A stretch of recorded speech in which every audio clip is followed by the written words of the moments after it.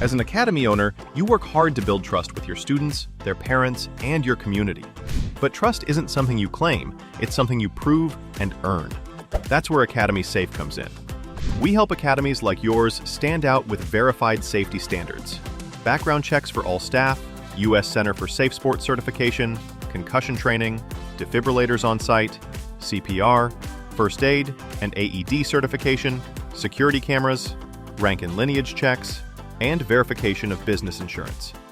Join the trusted martial arts registry that's redefining safety throughout North America.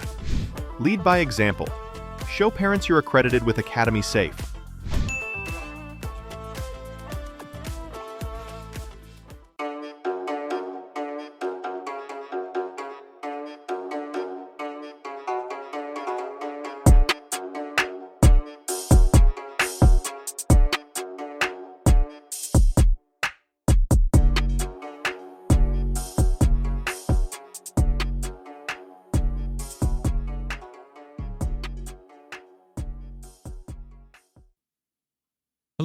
Hello, and welcome to My Empty Hands, a podcast about the martial arts, typically focused on Kempo, but we give love to all the various arts here. As always, I am Reggie Darden, and today I have another wonderful guest with me, Restita DeJesus, and I probably butchered it as I tend to do, but is our guest for today, and we're going to get into her story and her journey and all the wonderful things that we usually talk about here. I usually start things off with just giving a little bit of my background. I currently train in 5 different martial arts at this point. American Kempo being the primary. I also train in Capoeira, Hapkido, Brazilian Jiu-Jitsu, and Muay Thai. I also have some experience doing some Taekwondo and a little bit of boxing as well. So as I always say, I stay busy, but I can't say no. If somebody wants to let me train in something, then I'm probably going to say yes. So that's a little bit of my background there. But we will turn it over to our esteemed guest here and ask the question that I always ask: how did the martial arts find you, and where did it all start? And we'll go from there. Well, first off, thanks for having me on the show, Reggie. I'm really excited to be here. And your martial art history sounds a lot like mine in different different styles of martial arts. But my history started back in 1977 or 78. I don't remember how old I was, but I do know I was young, and I grew up loving the old Kung Fu TV series from the 1970s. And I thought to myself, wow, wouldn't it be great if something like that really existed? Right now, at that time, I was completely ignorant of any Kung Fu or karate in the Seattle, Washington area where I'm from, which so happens that there was a Kung Fu school already in business during that time, but I had no idea. Um, but one day, my mother came home from a community center, and she said, "Hey, the community center down the road is offering free karate lessons. Do you and Diana want to go?" So my sister and I went, "Wow, sure." Because, we grew up watching Kung Fu TVs, the Kung Fu TV series. And of course, we didn't know what the difference was between Kung Fu and karate at the time, but we thought, hey, it's martial arts. Let's give it a shot, right? So we went, and it was true. Everything was on a grant through my teacher. So the karate gis were free. The sparring gear at that time, which was minimal, was free. The lessons were free. And the grant lasted for about a year. And I immediately fell in love with it that first day. Immediately. Um, and I ended up being one of those kids that went home and practiced tying my belt so I wouldn't struggle with it on my second class. And just ate, lived, and breathed karate. Checked out every library book in the library, um, everything, and just went head in onto it. And I didn't stop since. Um, and since then, I had studied Kajukenbo, which is my primary art now, Iaido, Wushu, Tai Chi, and the Filipino martial arts. So yeah, and it's just been nonstop since then. And like you, if someone wants to teach me something, I'm always up for it. Very nice, very nice. Now that very first school, do you know what particular style of Mhm. karate it was? Yeah, it was called Butokukan Karate, not Budokan, but Butokukan, which is named after the old military college in Japan. And it's a lesser known style. In fact, in comparison to the amount of people that study, let's say, Shotokan or Gojuru, it's a lesser known style. There are dojos around the world, but it's not as widespread as all of the major styles. In fact, when I used to tell people as I got further in the martial arts, yeah, I did Butokukan karate. They're like, what? What's that? It's touted as a offshoot of Shitoru, sort of, because the lineage kind of goes through Shitoru, but the art itself before it became Butokukan under Shihan Yoichi Nakachi was known as Shinpuren. But when Yoichi Nakachi came to the United States, and since Shimpuren was kind of known to be kind of like a, how shall we, how shall I put it, kind of like a, not an assassin type thing, but more like, anyway, it was kind of like associated with like hitman kind of stuff. Gotcha, gotcha. Yeah, so, even though people in the United States would have no idea what Shinpuren was, there still were a lot of people of Japanese American descent or even from Japan that were in the United States because of World War II. So he didn't want that negative connotation, even though it wasn't really a, gangster type of a, type of a thing, or political type of a thing. He changed the name to Butokukan in honor of the Japanese military college in Japan. So, so I did that until about 1994, when I started, or no, I'm sorry, 1990, when I started studying Kajukenbo with Grandmaster Terry Faircloth. And I did both for a while. As I was studying Kajukenbo, I was teaching Butokukan, and a colleague of mine that was also in Kajukenbo was also teaching branch classes with Grandmaster Faircloth's permission at my dojo. And we went from there. And then in 1994, when I got my teaching certificate, we both decided to go full time with the Kajukenbo. So, and here we are. Excellent, excellent. Now, was there anything in particular, any particular reason why you switch? Well, I mean, I already know that Kachikembo is a lot of awesomeness. So, of course, we want to do that. But was there any specific kind of determining factor as to why to go to that full time? Well, nothing negative happened in Butokukan. It was a wonderful foundation that I still refer back to, and I'm still great friends with a lot of my senseis and peers and colleagues.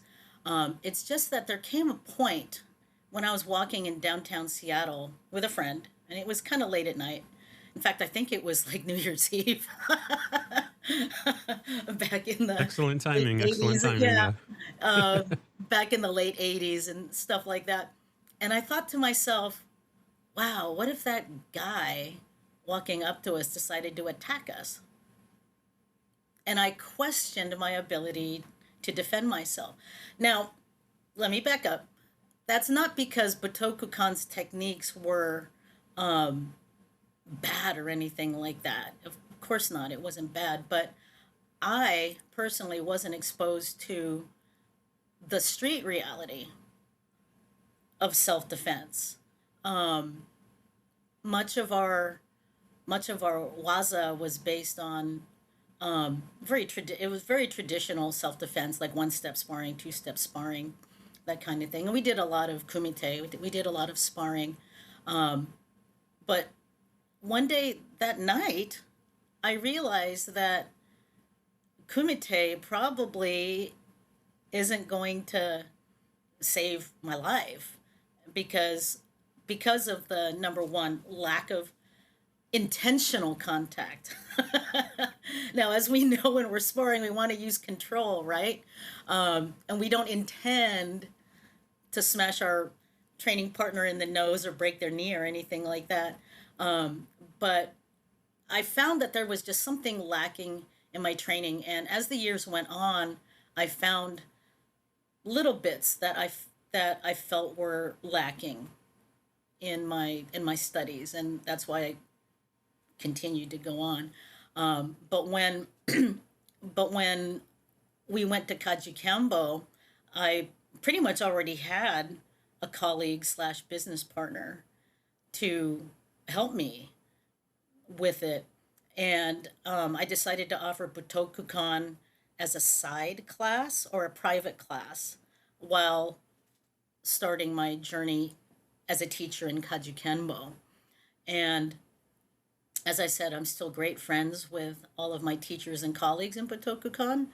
And I still consider Butokukan my very foundation that got me where I am today. And it'll always be a part of me. It's just that I'm not active in teaching it. So, Gotcha. I can relate to that. Makes sense. One of the things that you mentioned about the kind of the self defense aspect of it, I can relate to in that.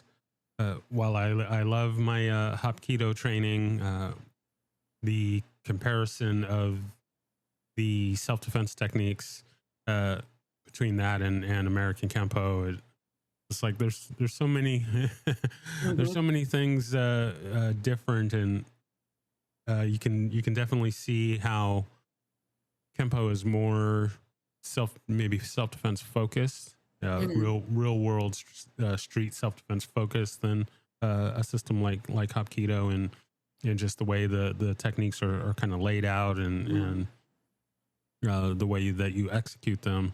Uh, I feel that it's more focused and more designed for real applications. So not to say mhm, that the other stuff doesn't work or anything. It's just okay. This is what we were doing. This is what we were what we had in mind for doing this in the beginning. So mhm. uh, Exactly. I can see Yeah. that. I'm a So firm believer. we Sorry. oh, go ahead. I was going to say that I'm a firm believer in that any martial art will teach you a specific skill, right? I mean, we all see online people um, talking smack about other martial arts, touting their own art as the only fighting art and stuff like that. However, what a lot of people I find tend to forget is that number one, they're not in the other person's head and they don't know why that person is studying that art. Like, for example, I do Tai Chi, right? So, of course, when I tell people I do Tai Chi, people will kind of be kind of snarky and say, "Oh, do people attack you slowly?"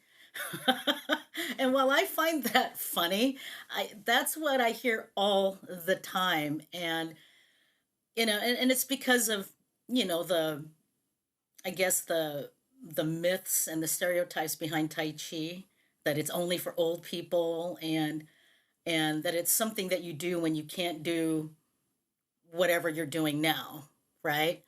But I got into it because I found that there was a sense of, like, I guess, like inner flow, not outer flow, but inner flow that was missing from my training.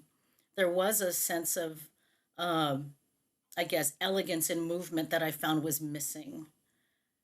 And with anyone else studying a martial art, whether it's Hapkido or Iaido or Kyudo, stuff that, today's warriors might think are useless, there's a reason why each person studies it, whether it's for cultural aspects, whether it's for strengthening a particular skill that they might be lacking in, or to just delve into something that's completely different. So a lot of people just don't know why people get into arts, and when people do get into them, it's for their reasons and their reasons only. And if it helps them, then all the power to them. But all of this like style bashing that you see a lot these days, it's in fact, I posted something about this the other day. It's so fourth grade playground.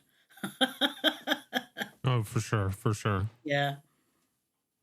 Yeah, it's always funny to me that there is this style versus style and all this thing where not every style has the same goals. Not everyone trains for the same reasons, and it's and one art doesn't have everything for everybody. And Hmm. so it's always funny to say, oh, well, this wouldn't work on the street, or I would never do that in the street, or, well, maybe I'm not training for fighting in the street. Maybe I'm just training for my mental and emotional health, and or maybe I'm training because I'm a competitor and I want to compete in UFC or something like that. And so there's always these different reasons to train in any particular art or multiple arts, and Hmm. it's not one size fits all for everything. So those kind of Exactly. arguments are just silly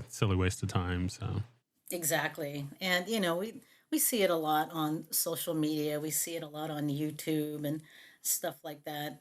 However, that's not to say that um that YouTube channels that actually expose, frauds and stuff like that. I'm not saying that channels like that are useless, because there are frauds out there that will take the good name of martial arts and like twist it mainly for financial gain, or twist it for their own egos or whatever.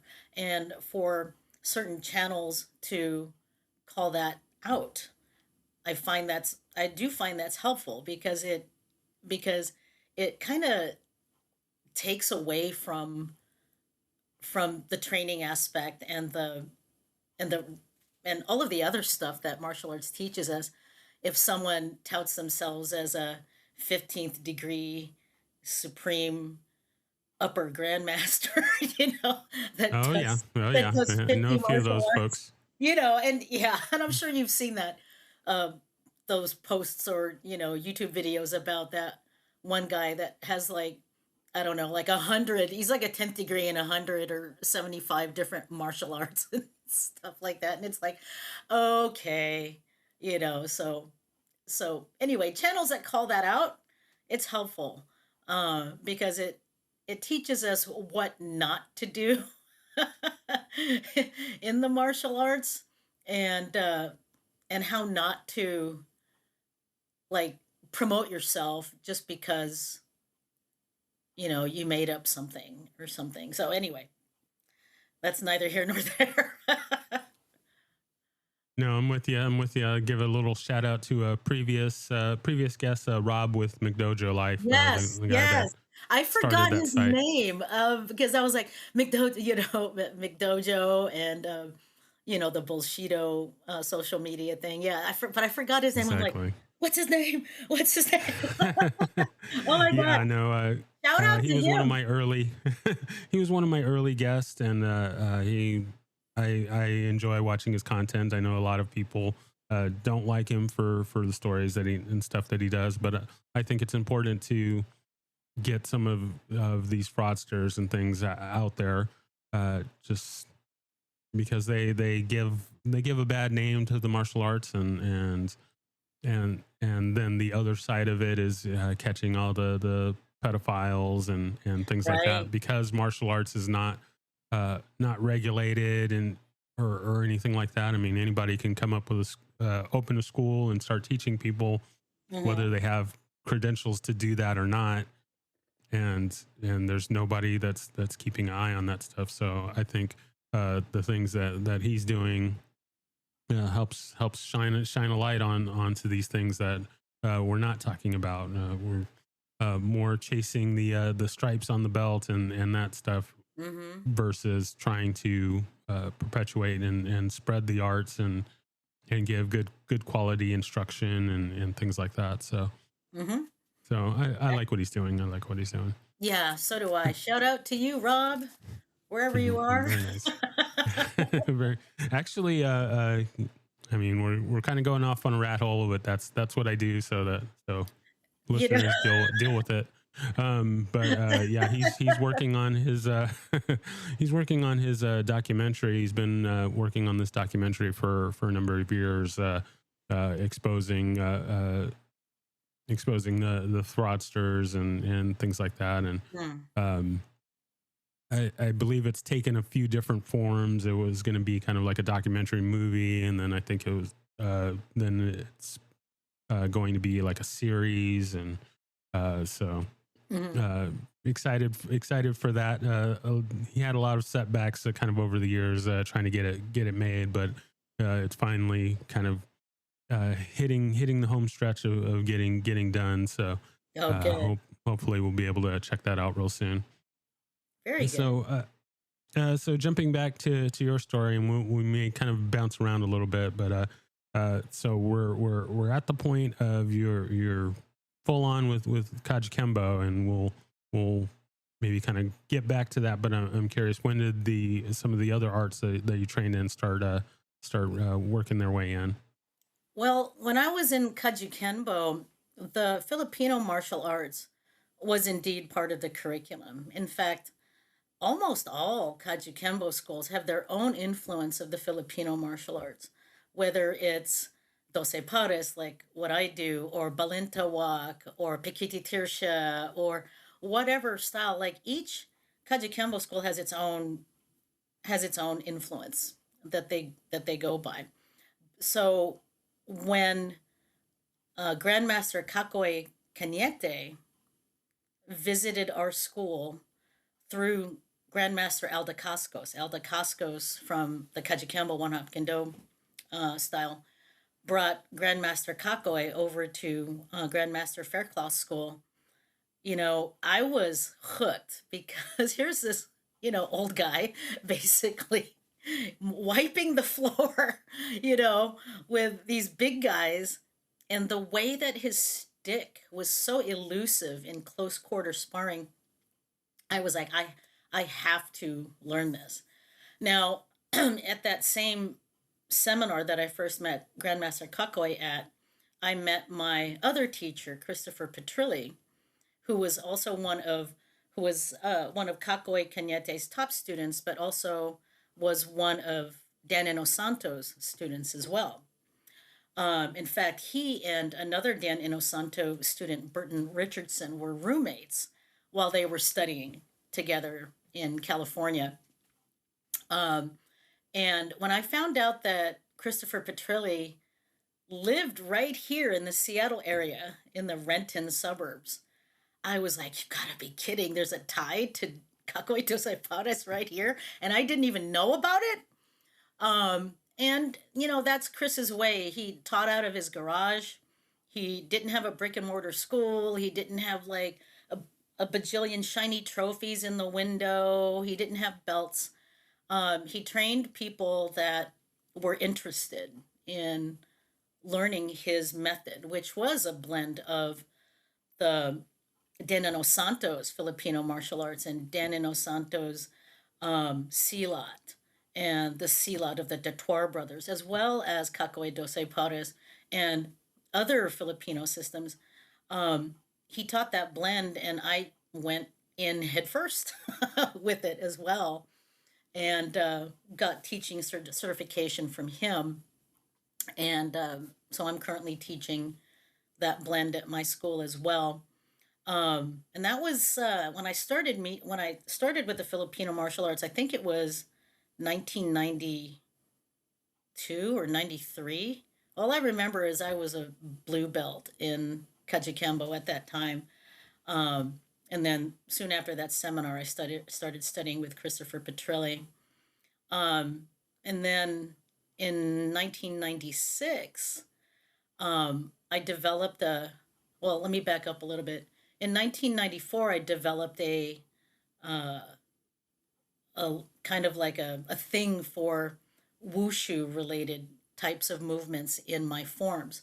Now, Grandmaster Faircloth's Kajikembo forms were unlike the other branches of Kajikembo, such as the original method or the Gaylord method and stuff like that.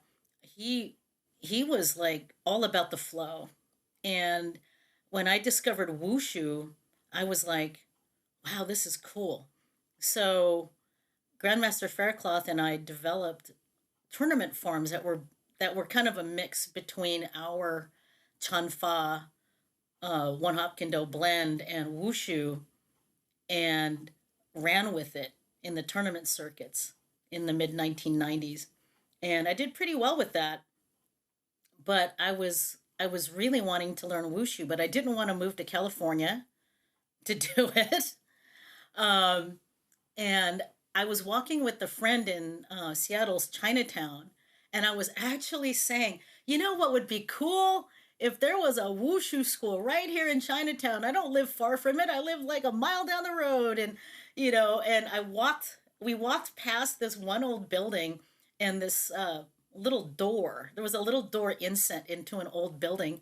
And in a small sign about this big, it said Chinese Wushu Tai Chi Academy. And I kind of looked at it and kept walking. I went, wait.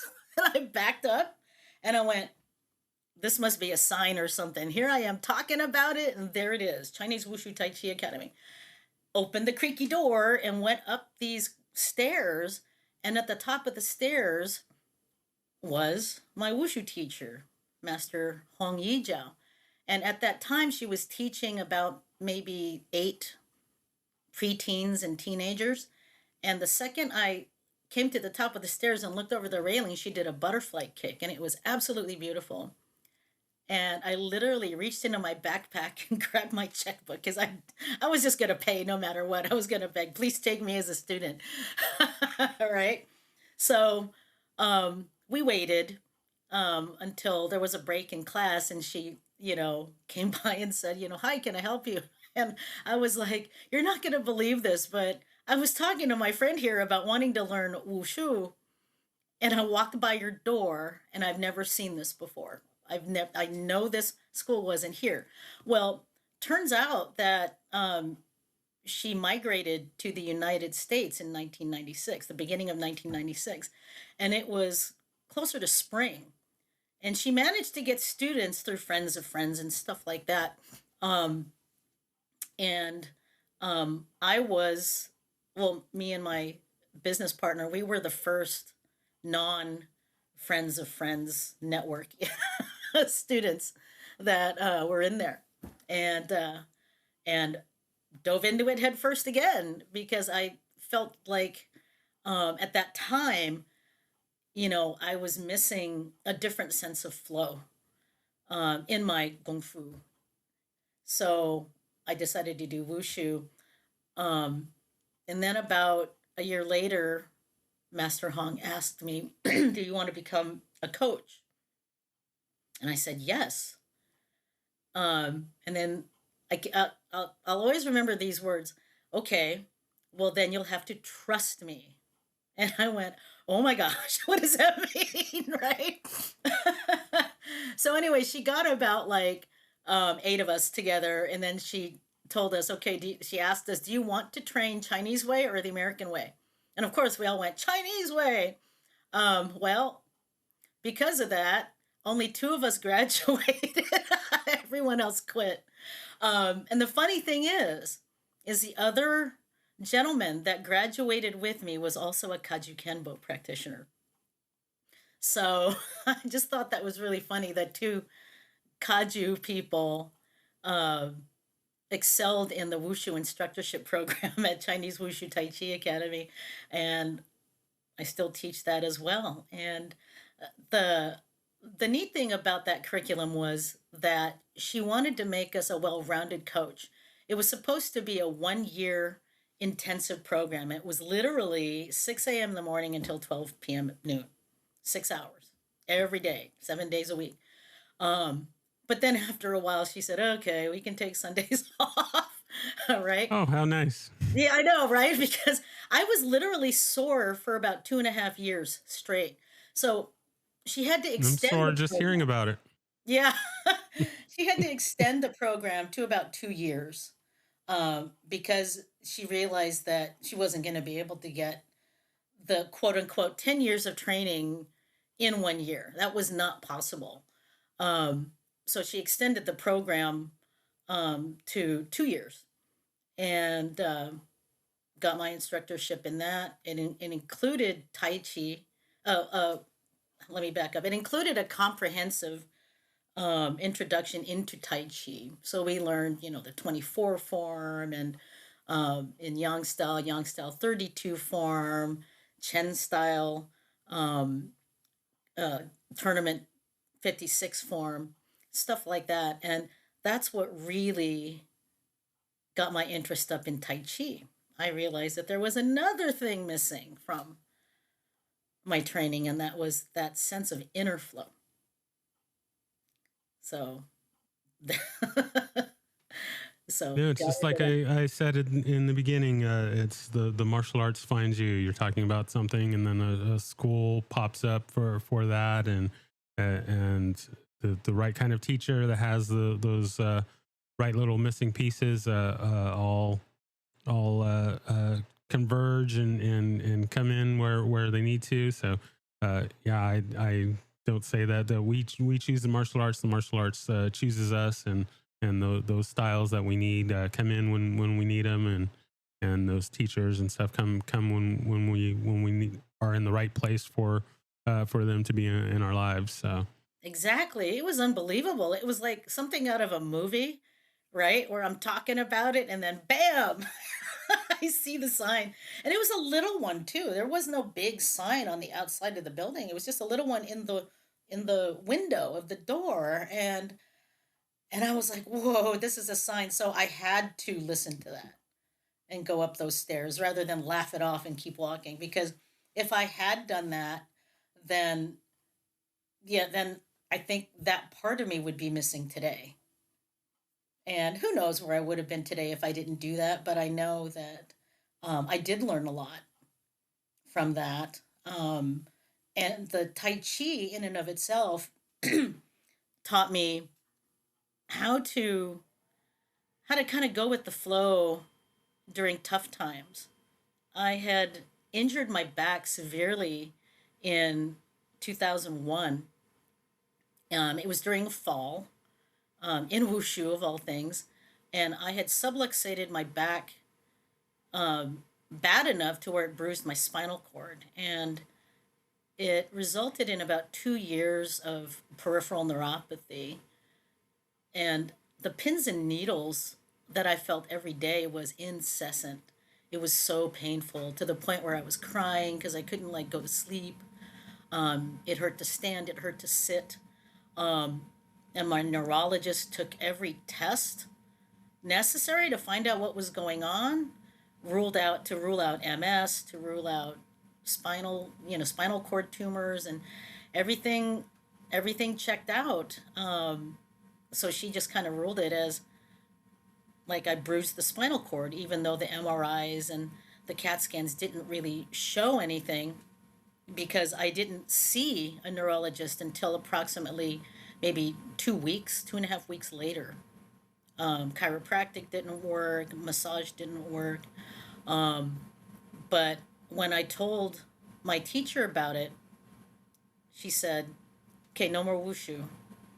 And it really broke my heart at that time, because I was training for the world championships, the world wushu championships, as my last retirement hurrah, so to speak, before I would retire from all competition and just coach wushu. And I was determined to come back with one of three places, right?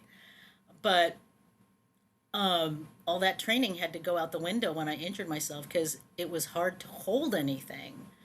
It was hard to hold a staff, hard to hold a sword. It hurt to move quickly. So Master Hong said, no more wushu, concentrate on your Tai Chi. And I did. And that Tai Chi allowed me to really like focus inward and pay attention to where my body was moving in space rather than just doing the movements. And that's something that I think a lot of people don't realize when they hear the word Tai Chi. It's not just slow movement because you can't do something. It's an art where you really have to like focus on everything, your surroundings, where you are in space, what your body's doing at any time in order to keep that perfect alignment.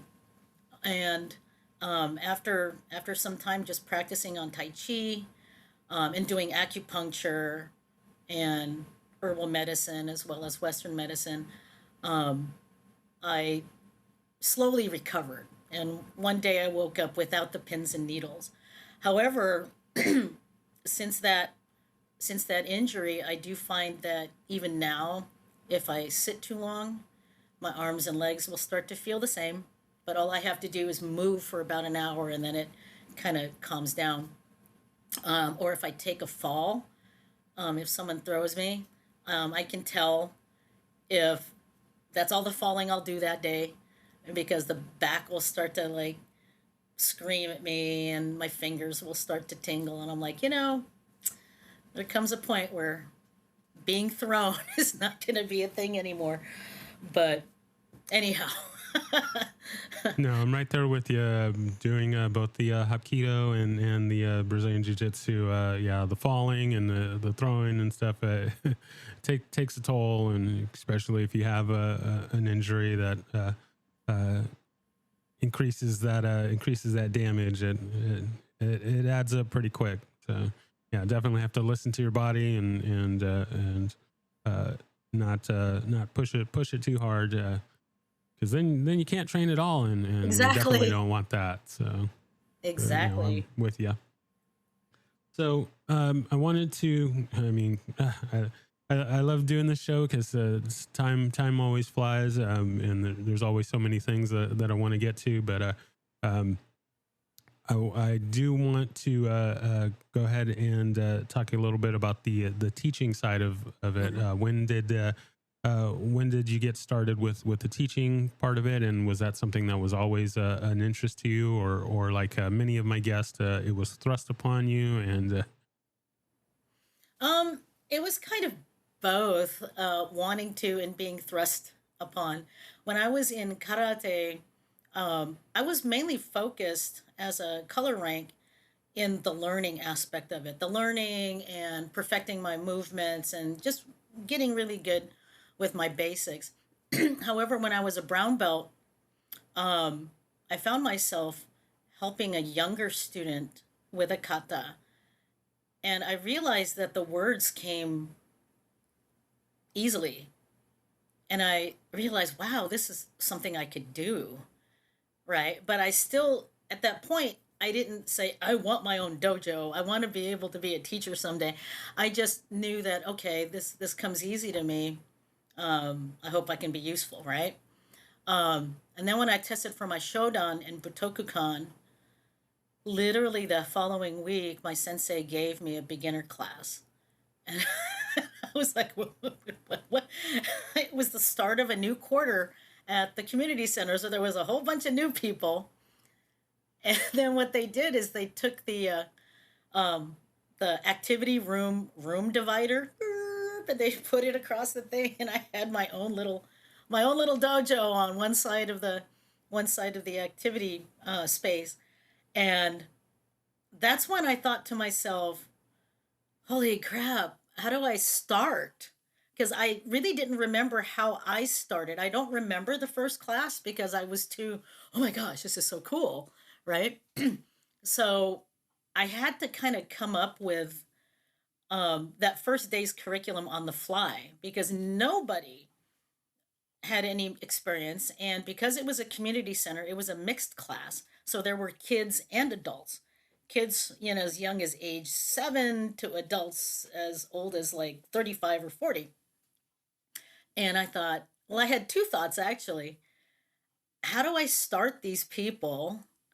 And number two, will these grown-ups take me seriously? Because I was only 16 when I got my Shodan.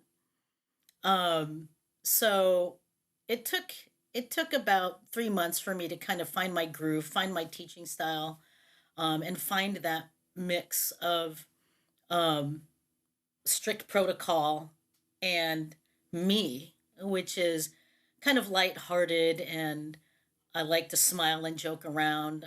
And I liked to take drills and modify them so that way they were kind of gamified, but not really. It was still teaching you a specific, skill, but there was a goal and there was a, healthy sense of competition between you and another team or you and your, opponent or whatever.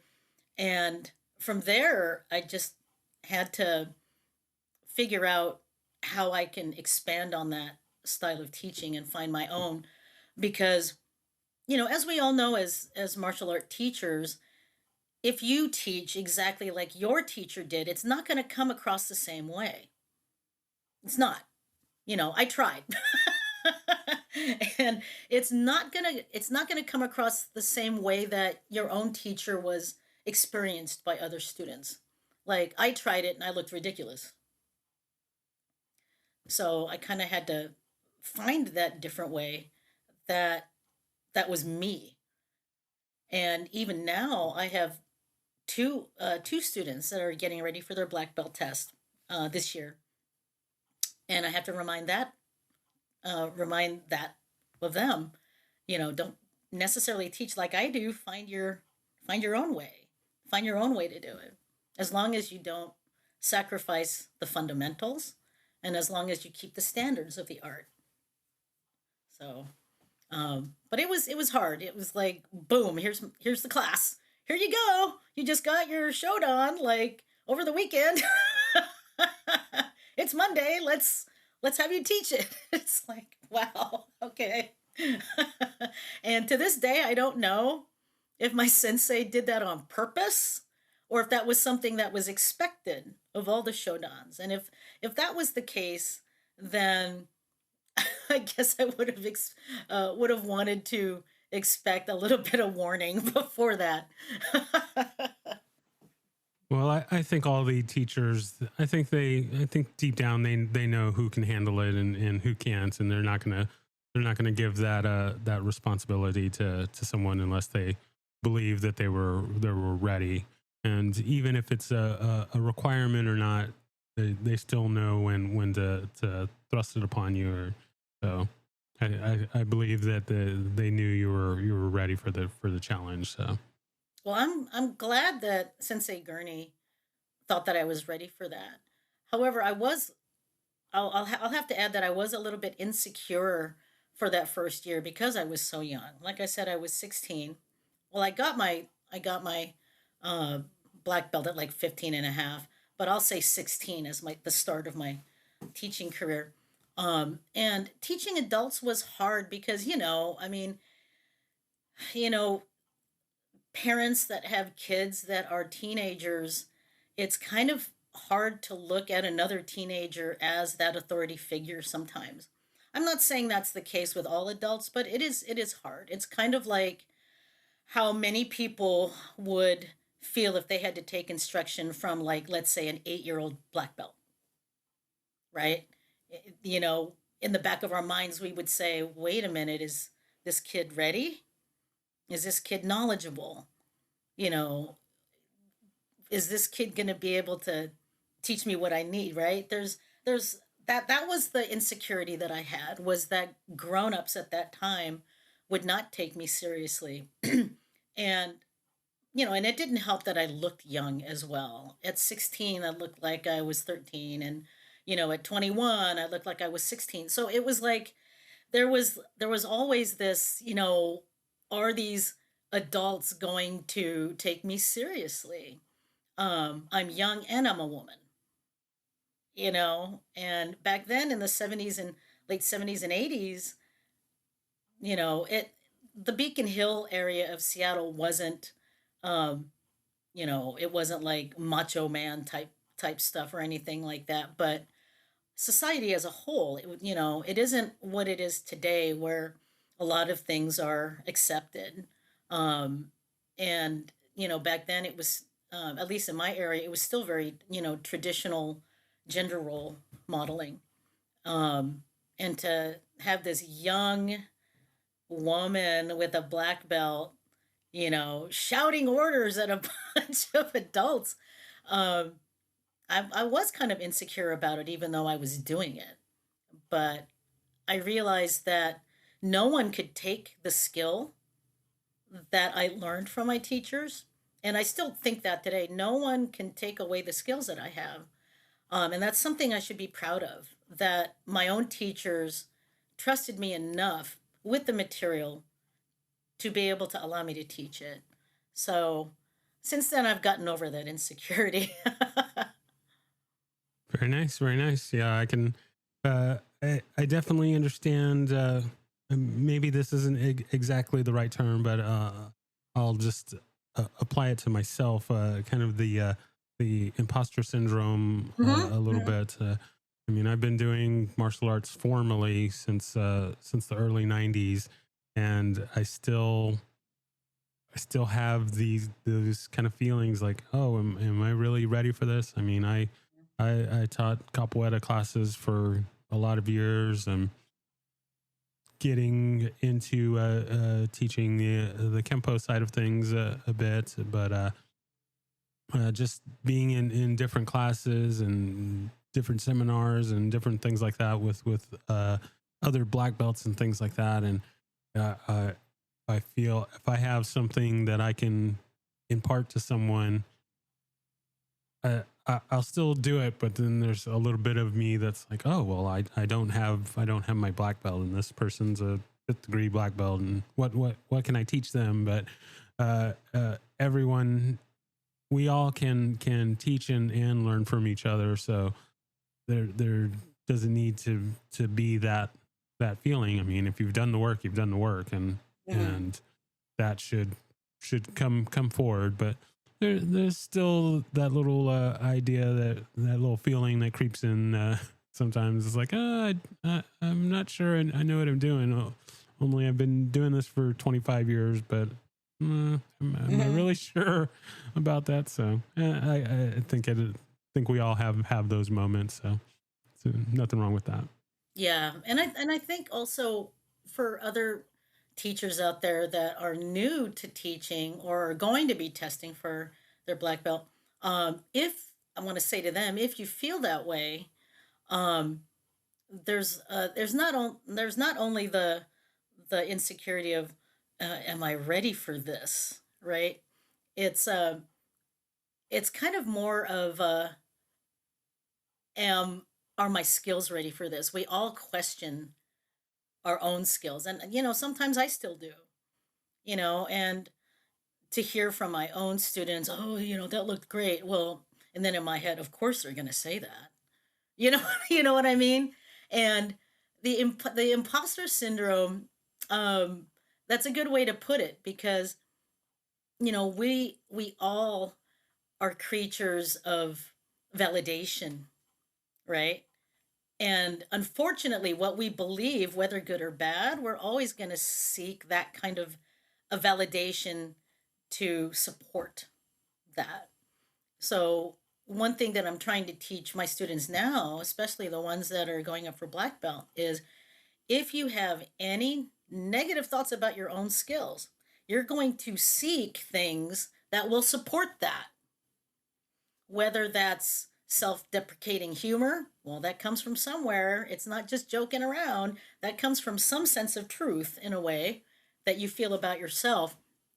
Um, So I have to tell them, focus on your skills, focus on where you were, where you are now. Do you see a difference? If so, you made progress. There's no need to compare yourself to other students or to other black belts that came before you, because that's something that might actually be something that students do is they'll compare their training for black belt to, you know, another black belt in the studio that got their black belt, 5 years ago. Oh my gosh, I remember his test. I don't know if I'm going to be as energetic as he is. Well, it's not his test. It's yours, right? So, that's one little thing I want, my students and hopefully other new black belts to learn is that, you know, insecurity is fine. And asking yourself, "Oh my gosh, am I ready for this?"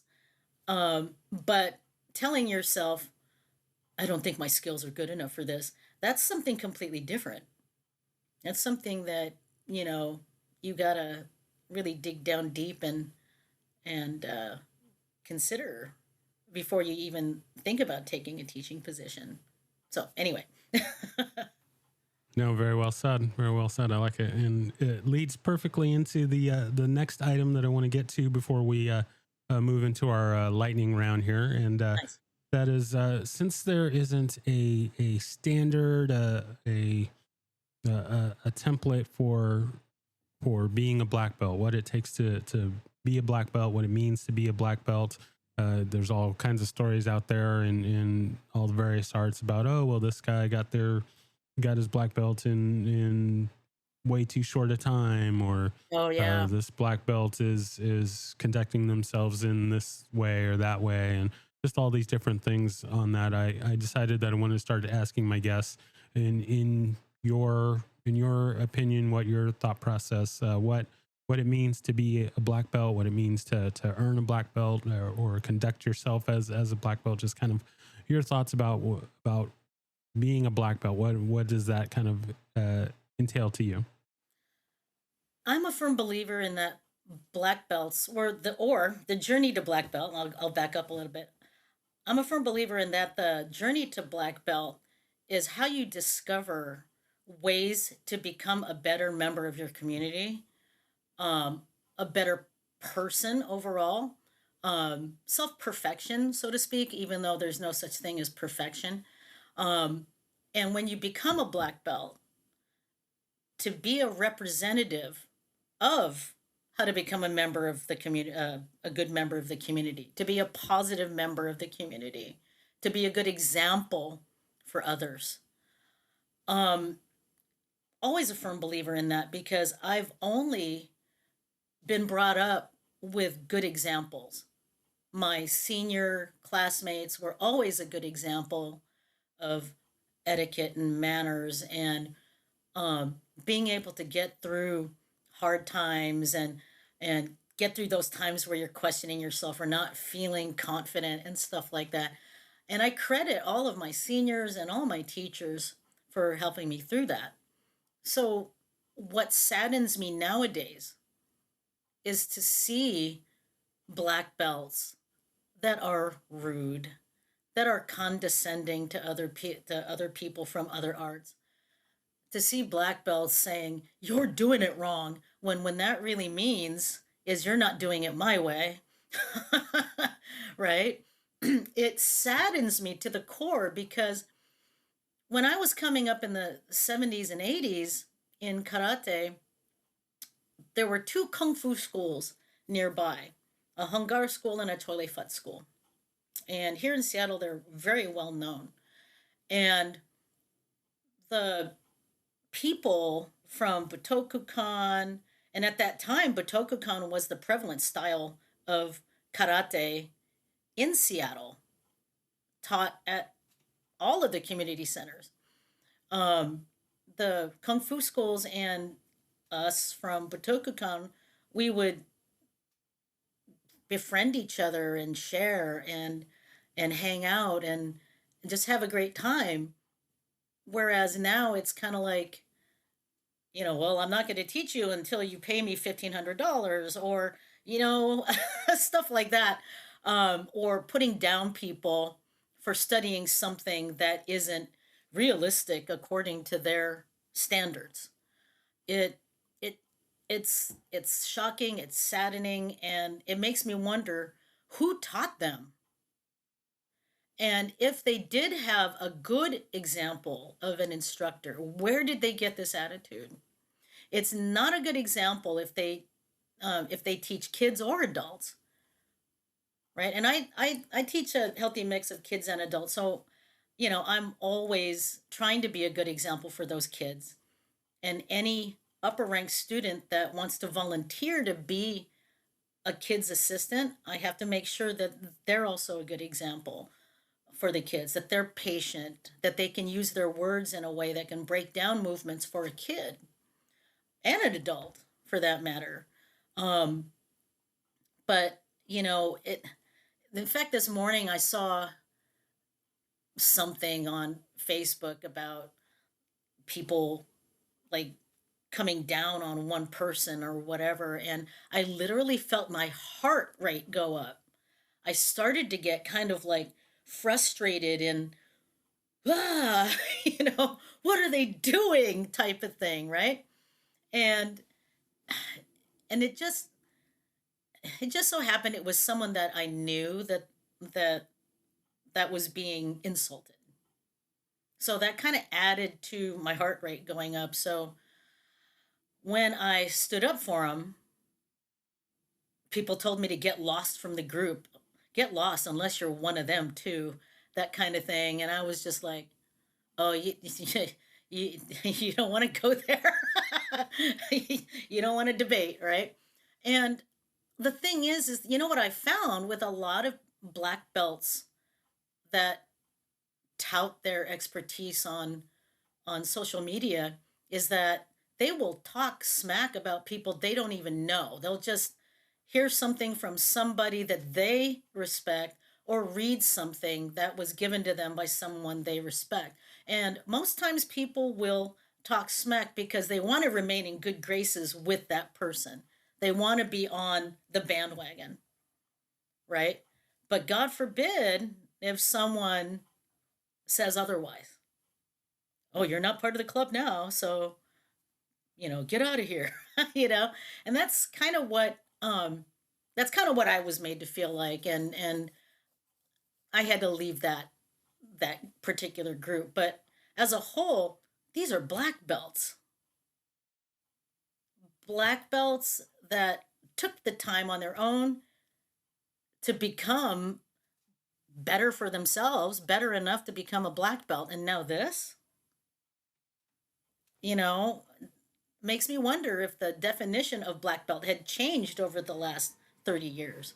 I didn't think it did. So that but that's what I think a black belt should be, a good example of the community, a good example of their art, and a good example that is willing to share with other people and to work with other people to share that skill rather than say do it this way. Learn to adapt the art to the person rather than adapt the person to the art. Anyway, that's kind of my I like take. it. I like it. No, very well said. I like it. All right, so we are going to move into our lightning round here. We've got a few little questions as we wrap up our time for today. Okay. The first one being, do you have a favorite technique? Oh my gosh. Back fist. Nice. I like it. All right. Next question. Do you have a favorite form and or set? In Kajukenbo, my favorite form, well, it's actually Shaolin Kung Fu, but it came through to me in Kajukenbo. It's Lohan Shibafa, 18 hands of Lohan. In Karate, it's Pinyon Godan. And in Wushu, it's Nantuan. Nice. I like it. I'll have to do my homework and look up all those. They all sound familiar to me, so I'm sure I've seen them all at least. Yeah. But I'll have to look specifically up for them to get refreshed on which one's which. But yeah, those sound great, and I like it. All right. Next question. Do you have a favorite weapon? Spear. Ah, nice. Spear and eskrima stick. Nice. No, for me, staff is probably number one, and then spear is probably number two for me. So, Nice. I like it. I don't come to think of it, I don't think any of my other guests have ever mentioned the spear. So that's, I'm in good company. So I like it. All right. Next question: if there's anyone that you could train with, living or dead, fictional or non-fictional, I usually frame this besides Ed Parker because this is primarily a Kempo show, but I will leave it open to anyone since you've got multiple styles under your wing there. Living or dead. My great grandfather. My great grandfather was Santiago Toledo, who was the founder of the Toledo style of eskrima, and I know that Dan Inosanto had briefly trained in that particular system, but it was primarily basics. And I haven't had a chance to ask Guru Dan about that. And there are no more masters that are alive that I know of that carry that system. So if I could even just spend 3 days with Santiago Toledo just to learn the basics, that's what I would do.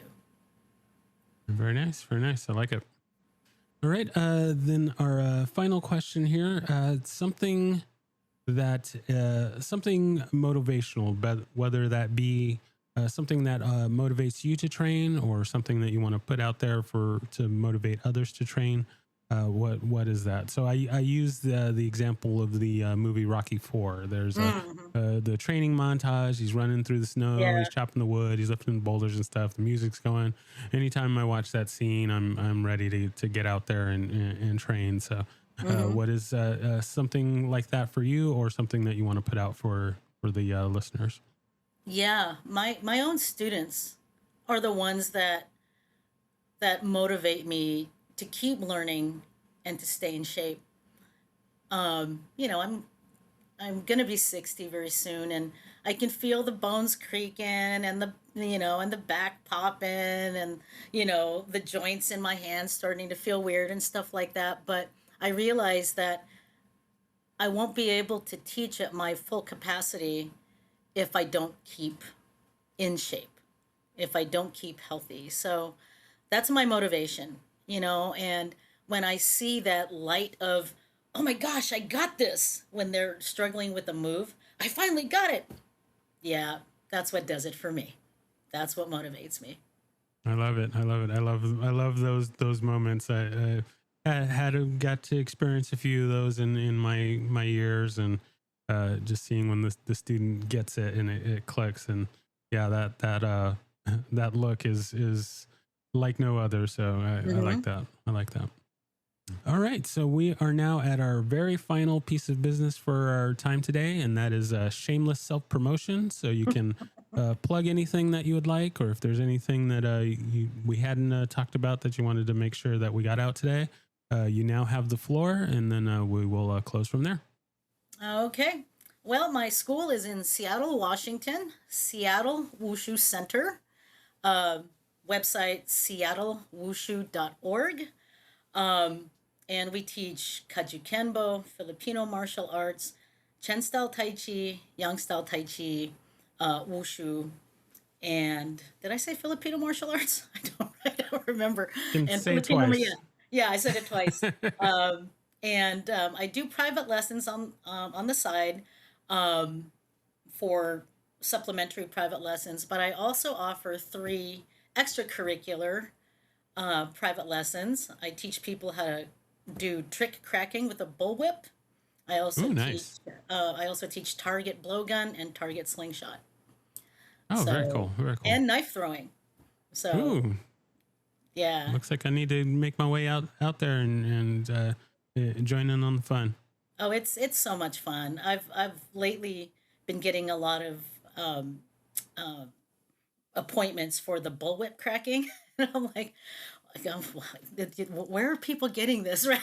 Because normally I'll probably do a bullwhip lesson, and it's just the general public that'll just randomly contact me. I want to learn how to crack a bullwhip. I probably have one like maybe once a month, but like I've had like over the break, people are like, or asking for bullwhip lessons. So like the second week, is it next week? The second week of January, I've got like three of them going, and it's kind of like, oh my gosh, what's going on? So knife throwing's a big one too. A lot of people, like to do the knife throwing. They'll probably, get like a little package for, 4 or 5 people for their kids, for their birthdays or something like that. And when I say kids, I mean kids that are like 10 years old and above, no one under 10, uh, that kind of thing. Blowgun. I haven't had much blowgun stuff over the last year or so, but I hope to change that. And that's about it. Very nice, very nice, very nice. All right. Well, yes, as I say with just about all of my guests here, I mean, there's so many things that I want to get into, but we can't have a 25-hour show, so we will definitely have to do a part 2 and 3 and 4 and so on. So you have a open invitation to be on the show anytime. And we'll definitely get into more of those other spots in your journey. But I thank you so much for taking the time to share your story, and I can't wait to get this out for everyone to hear. And just once again, I thank you for your time. Thank you so much. It was a pleasure to be here.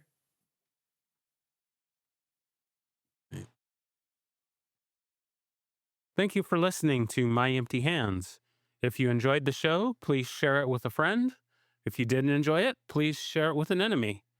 If you'd like to be a guest, or if you would like to recommend a guest for the show, please email me at podcast@talkingkempo.com. Thank you.